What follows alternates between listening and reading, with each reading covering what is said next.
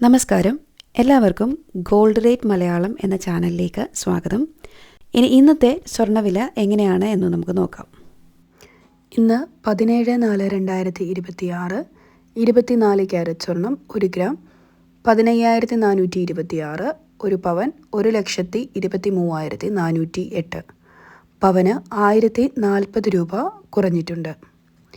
22 carrot സ്വർണം 1 gram 14,135 രൂപ, 1 പവൻ 1,13,080 രൂപ, പവന് 1000 രൂപ കുറഞ്ഞിട്ടുണ്ട്.